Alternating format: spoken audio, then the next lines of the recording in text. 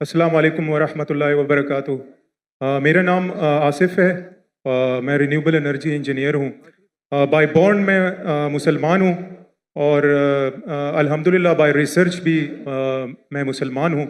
कुछ वीकनेसेस आई थी कुछ सालों पहले, वो मुझे इत्तेफाक हुआ पढ़ने का यूके के अंदर, और वहाँ पे मैं अपना माइंड जो है वो क्लियर करके गया था, क्योंकि अगर मैं यूके में पैदा होता तो हो सकता है मैं क्रिश्चियन होता। तो यूके गया और वहाँ पर क्रिश्चियंस पे भी मिला और डिफरेंट रिलीजन लोगों से भी मिला, और नॉटिंघम इस्लाम इंफॉर्मेशन पॉइंट के थ्रू मैंने दावत भी दी, उनसे मिला। और जिस तरह से डिबेट्स हुई, आपकी बुक्स हैं, अहमद दीदात की बुक्स हैं, उन्होंने बहुत हेल्पफुल की। और जब क्रिश्चियंस और डिफरेंट थे वो बेबस रह गए, तो मुझे मेरा यकीन और पुख्ता हो गया कि इस्लाम और कुरान के अलावा और कोई मज़हब हक नहीं है, यही सिर्फ हक है ताकि क़यामत तक, क्योंकि उनकी बेबसी देखी मैं नहीं देखी वहीं पर। लेकिन कुछ सालों पहले सर एक शख्स है, वो भी IPCC अहमद दीदात के स्टूडेंट हैं, उन्होंने जो अभी क्लेम किया है, आप चाहें तो मैं उसका नाम भी ले सकता हूँ। उन्होंने कहा है कि कुरान की जो लिटरल मीनिंग्स हैं जो अरबिक हैं, अरबिक में आप जब ट्रांसलेट करते हैं तो उसकी जो लुगत है उससे ही आपको कुरान को अंडरस्टैंड करें। आप जो तफसीर देखते हैं या फिर कुछ हदीस हैं, उससे आप अगर देखते हैं तो वो कुरान की अंडरस्टैंडिंग बिल्कुल बदल जाती है। जैसे कि वो कहते हैं कि तौरात जो है वो मूसा अलैहिस्सलाम पे नाजिल नहीं हुई। तो मेरा क्वेश्चन ये है कि पूरी की फाउंडेशन ही जो है उसने डिस्टर्ब कर दी है, कि जैसे उसने कहा कि मस्जिद अक्सा जो है वो फ़लस्तीन नहीं है बल्कि वो पैलेस्टाइन में है। तो ये जो अंडरस्टैंडिंग है कि आप कि कुरान जो है वो सिर्फ कुरान से ही समझा जा सकता है, क्योंकि वो अल्लाह ने उसकी जो है जिम्मेदारी ली है, बाकी तो मैन मेड लोगों ने किताबें लिखी हैं सारी जो उसका क्लेम है। तो मेरी रिक्वेस्ट है कि अगर आप इसको क्लियर करें, इस अंडरस्टैंडिंग को, कि कुरान को सिर्फ इसी ट्रांसलेशन से ही समझा सकता, क्योंकि उसको कुरान ने वो अल्लाह ने उसकी वो ली है। तो और रिक्वेस्ट है कि आप समझ गया भाई, कब से खड़े हुए समझ गया आप सर। ओके, मैं समझदार हूँ मैं, और किसके बारे में बात करते हो भी जानता हूँ मैं। जज़ाकल्लाह। भाई साहब का सवाल है कि एक शख्स है पाकिस्तान में जो दीदा साहब का शागिर्द कहलाता है, और वो कहता है कि कुरान मजीद को लुग़वी मानी ट्रांसलेशन क्या है उससे समझ आ जा, हदीस से नहीं।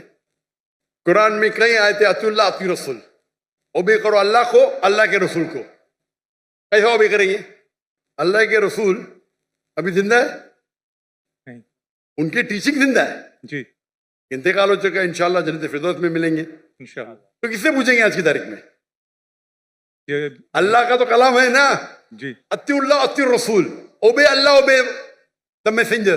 किससे पूछेंगे? किधर है हदीस पूछो उनसे, सिंपल है। कोई भी अगर कुरान का बेस्ट कमेंट्री कुरान खुद है और अल्लाह के रसूल की हदीस, दो चीज, कुरान खुद और अल्लाह के रसूल की, ये बेसिक है। Best is Quran itself. कई जगह कुरान में दो जगह जिक्र है, दो commentary, it is called itself. Number 2 अल्लाह के रसूल की हदीस, उसके बाद एंसेलरी, और हो सकता है साइंस, हो सकता है टेक्नोलॉजी, बाद में आएंगे। दो बुनियाद है अपने शरिया की, कुरान और हदीस। और फिर कुरान में ये भी लिखा है फसअलु अहल ज़िक्री इन कुंतुम ला तालमून। सूरह नहल सूरह नंबर 16 आयत नंबर 46, सूरह अंबिया सूरह नंबर 21 आयत नंबर 7, दो जगह लिखा है।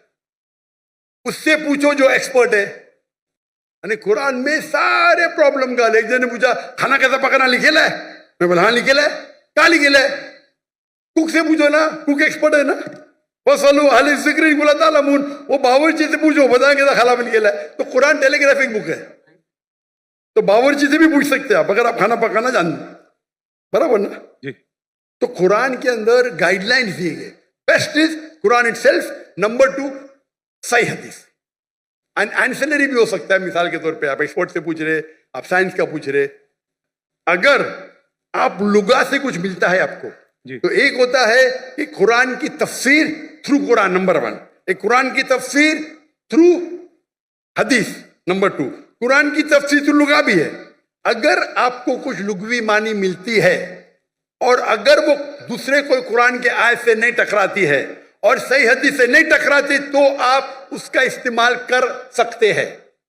سمجھے سمجھے نا؟ جی جی کیونکہ کئی بار ایک عربی لفظ کے 3 معنی 4 معنی ہوتے ہیں.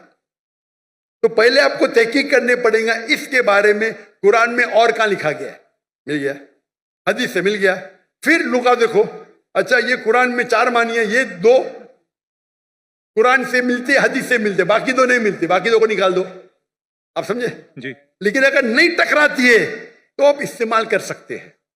اگر جی نہیں قرآن اور صحیح حدیث سے نہیں ٹکراتی ہے, جی اگر آرڈر رہتا ہے, دیر آرڈر, نمبر 1 اس قرآن, پھر حدیث ہے, پھر بعد میں اپنا لاجک ہے.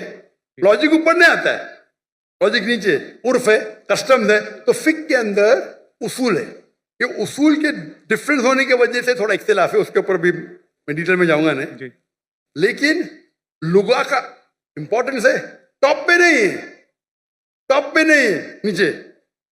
آپ سمجھے نا؟ جی جی اگر حدیث سے ثابت ہو گیا کہ یہ قرآن کے معنی یہ ہے تو حدیث ہے فائنل, بٹ صحیح حدیث ہونا چاہیے. مثال کے طور پہ سب سے پہلی آیت جو نازل ہوئی, پہلے 2 آیت, اقرا بسم ربک الذی خلق, خلق الانسان من علق, اور اقرا کی سورہ نمبر 96 verse 1 and 2. پڑھو اللہ کے نام سے جس نے پیدا کیا ایک خون کے لوتڑے سے, لیچ. ابھی سائنس آج کہتی ہے خون کے لوتڑے سے تو انسان بنا ہی نہیں, اس کا مطلب قرآن میں غلطی ہے, نعوذ باللہ, برابر نا. اور بہت سے لوگ اعتراض دیتے آپ کی پہلی 2 آیت میں ہی غلطی ہے, کیونکہ پہلے لوگ سمجھتے تھے, گریک لوگ, کہ انسان خون کے لوتھڑے سے بنا ہے. ابھی آپ جب تحقیق کریں گے تو علاقہ کے معنی 3 ہوتے ہیں. خون کا لوتھڑا, لیچ, لوچ جیسا, latch like substance, and some thing which killings, 3 معنی ہوتے ہیں. خون کا لوتھڑا, لیچ لائک سبسٹینس. لیچ کو کیا بولتے ہیں اردو میں؟ لونچ. لیچ کو کیا بولتے ہیں اردو میں؟ جونک. جوک, جوک, جوک, جوک.